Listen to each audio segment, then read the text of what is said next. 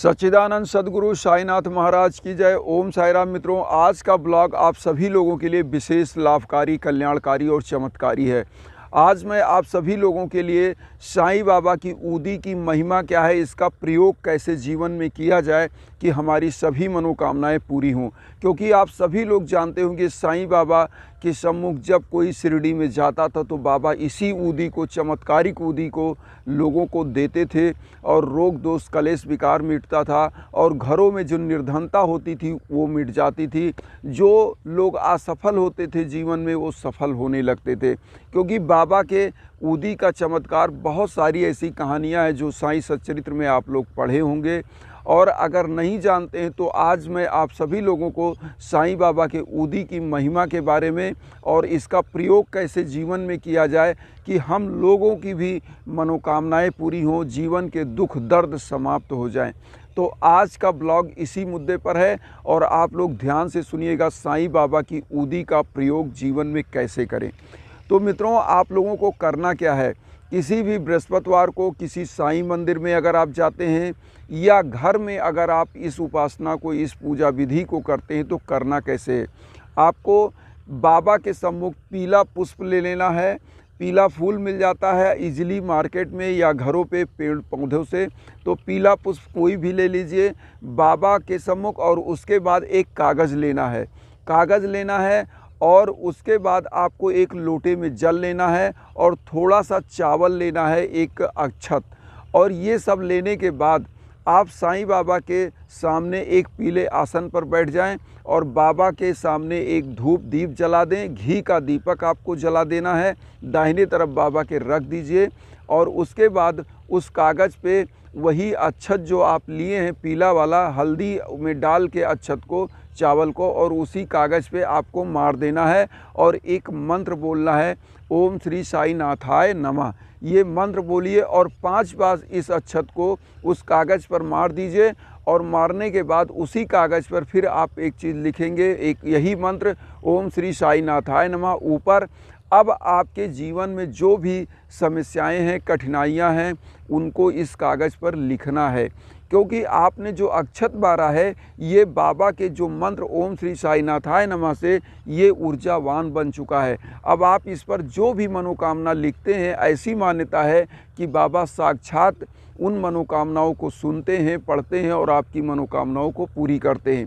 इसके बाद आपको घी का दीपक जो जलाए हैं उसको उठा के बाबा की आरती कर लेनी है और धूप दीप वहाँ पे रख लेना है।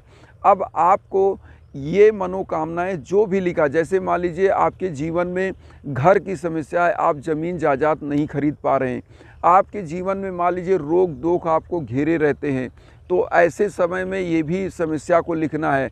अगर आपके यहाँ शत्रुओं की बाधाएं हैं, शत्रु ज़्यादा आपको पीड़ित और परेशान कर रहे हैं, तो उनके बारे में आप अपनी समस्याओं को उसमें लिख लेंगे। और लिखने के बाद फिर आप 5 बार इसी अक्षत को जो पीले हल्दी में आपने लगाया है, फिर आपको उसी कागज़ पर ओम श्री साई नाथाय नमः पढ़ने के बाद एक बार कागज़ पे डालना है, फिर एक बार ओम श्री साई नाथाय नमः पढ़ने के बाद फिर उसी कागज़ पे अक्षत डालते रहना है। मतलब आपको ये 5 बार अक्षत उस पर मारना है कागज़ पे और ओम श्री साई नाथाय नमः लिखना है। अब इस कागज़ को आपको 7 बृहस्पतिवार उसी साईं अपने स्थान पर जहां आप पूजा करते हैं वहां पर रहने दीजिएगा। और रहने देने के बाद अब आपको करना क्या है, डेली जो 5 बृहस्पतिवार तक आपको पूरा पूजा आराधना करना है। वो पूजा आराधना कैसे करना है वो आप समझ लीजिए। आपको करना क्या है, आप साईं बावनी, साईं चालीसा और 11 वचन तो ज़रूर ही पढ़िएगा। और पढ़ते समय आपको करना क्या है, हर बृहस्पतिवार को आपको यही प्रक्रिया अपनानी है। कागज़ पर ओम श्री साई नाथाय नमः का 5 बार जाप करके और उसी चावल को, इतना चावल आप रख लीजिए, उसको हल्दी में भिगो करके और उसी से अक्षत उस पर मारना है कागज़ पे। जैसे ये कागज़ है, आपने पढ़ा ओम श्री साई नाथाय नमः और कागज़ पे मार दिया, तो इस प्रकार से आपको कागज़ पर मारते रहना है। 7 बृहस्पतिवार तक करना है और 5 बार ये अक्षत आपको डेली बृहस्पतिवार को केवल बृहस्पतिवार मारना है। और मारने के बाद फिर वहीं पे बाबा के श्री चरणों में रख देना है। जब 7वां बृहस्पतिवार आएगा तो आपको 11 बार ओम बाबा का जो 11 वचन है वो आपको पढ़ना है। जैसे 11 वचन क्या है आप ये भी जान लीजिए, बहुत सारे लोग पूछते हैं। तो 11 वचन क्या है? जो शिरडी में आएगा आपद दूर भगाएगा, चढ़े समाधि की सीढ़ी पर, पैर तले दुख की पीढ़ी पर, त्याग शरीर चला जाऊंगा, भक्त हेतु दौड़ा आऊँगा, मन में रखना दृढ़ विश्वास, करे समाधि पूरी आस, मुझे सदा जीवित ही जानो, अनुभव करो सत्य पहचानो, मेरी शरण आ खाली जाए, हो तो कोई मुझे बताए, जैसा भाव रहा जिस जन का वैसा रूप हुआ मेरे मन का, भार तुम्हारा मुझ पर होगा, वचन न मेरा झूठा होगा, असहायता लो भरपूर, जो मांगा हुआ नहीं है दूर, मुझ में लीन वचन मन काया, उसका ऋण ना कभी चुकाया, धन्य धन्य वा भक्त अनन्य, मेरी शरण तजलन, ओम शाई ओम शाई। तो ये बाबा का 11 वचन है। इस 11 वचन को 11 बार पढ़ना है 7वें बृहस्पतिवार को। और पढ़ने के बाद बाबा को घी के दीपक से आरती करना है और वहाँ पर सुगंधित कोई अगरबत्ती आपको जलाना है और पीला पुष्प हर बृहस्पतिवार बाबा के श्री चरणों में अर्पित करना है। और अगर पीले पुष्प का माला मिल जाता है तो बाबा के गले में ज़रूर धारण कराएं।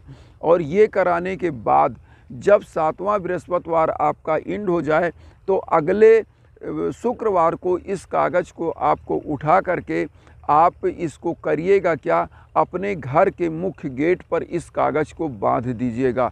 जिस कमरे में आप रहते हैं उस कमरे के मुख्य गेट पर, उस कमरे के मुख्य गेट पर बांध देंगे तो जब भी आपकी नज़र पड़ेगी तो आपको याद होगा कि आपने क्या समस्याएं इसमें लिखी हैं और आपका ध्यान बाबा की तरफ जाएगा। क्योंकि बाबा को जब आप ध्यान करते हो तो बाबा प्रसन्न होते हैं और बाबा आपको जो वर रूप में आपने कामना की है, जो आपकी समस्या है, उसका निदान देते हैं और आपको सफलता देते हैं। अब यहाँ पर एक चीज़ और बता दें, जिन माताओं बहनों को समस्याएं हैं, मान लीजिए औलाद नहीं हो रही हैं, तो वो भी ये अपनी समस्या लिख करके इसको अपने जहाँ पर वो अपने कमरे में रहती हैं वहाँ बांध सकती हैं। जिनको मकान ज़मीन लेना है, नहीं ले पा रहे हैं, किसी कारणों से दिक्कत है, तो वो भी ले सकते हैं। वो भी क्या कर सकते हैं, अपने कमरे में बांध दें और अपनी समस्या उसमें लिख दें, अपनी मनोकामनाएं लिख दें कि बाबा मुझे एक ज़मीन चाहिए मकान के लिए और मुझे प्रदान करिए कि मेरे भी ऊपर एक छत हो और 4 दीवारें हों, हमारा भी जीवन सुखी हो। तो उनको ज़रूर भूखंड बाबा प्राप्त करवाते हैं और बहुत इजीली मिल जाता है। अब यहाँ पर एक चीज़ और बताएं, जो स्टूडेंट हैं जो सफल नहीं हो रहे हैं, कहीं तैयारी कर रहे हैं, वो भी अपनी मनोकामनाएं लिखने के बाद जिस कमरे में रहते हैं, किराए के कमरे में हो या अपना घर हो, अपने कमरे में, उस कमरे में जहाँ स्टडी करते हैं वहाँ पे बांध दें इस चीज़ को, तो भी चमत्कार होता है। और यहाँ पर बाबा की ऊदी का प्रयोग जो है वो करना क्या है, अब मैं लास्ट में ये चीज़ और बता दूं कि उस ऊदी को उसी लेटर में लगा करके और इसको बांधना है।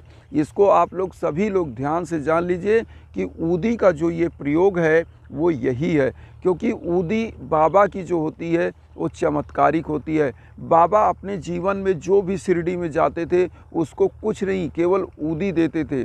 बड़े बड़े रोग से पीड़ित जो असफल होते थे, बड़े बड़े अधिकारी बिरादरी उस ज़माने के, वो भी जाते थे और बाबा से मिलते थे।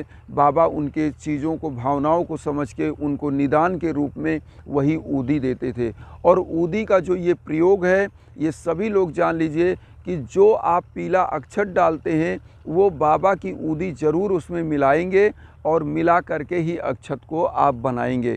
पीला हल्दी बाबा का ऊदी और उसके बाद ये चावल, ये बन गया अक्षत। और ये पावरफुल हो जाता है।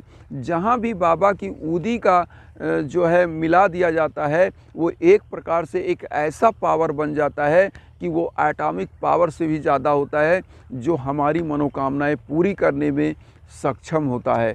और बाबा साक्षात रूप में उस घर में उपस्थित होते हैं जहाँ पर बाबा की ऊदी को प्रयोग के रूप में लाया जाता है और मैं तो ये कहूँगा कि आप डेली बाबा की ऊदी मस्तक पर लगाएं तो आपका आभा मंडल और बिखरेगा और निखरेगा और दुनिया में आप विख्यात होंगे। और जब विख्यात होंगे तो सूर्य को ही, उगते सूर्य को लोग नमस्कार करते हैं, डूबते को कोई नहीं। तो इसलिए उगता सूर्य बनना है तो बाबा के श्री चरणों में जाना है। और मैं यही कहूँगा सभी साईं भक्त इस उपाय को ज़रूर करें, जिससे सभी का जीवन सुखी और सुगम हो और उनकी मनोकामनाएं पूरी हों। क्योंकि मेरा एक ही लक्ष्य है, वसुधैव कुटुंबकम, और इसमें आपका सहयोग बहुत ज़रूरी है।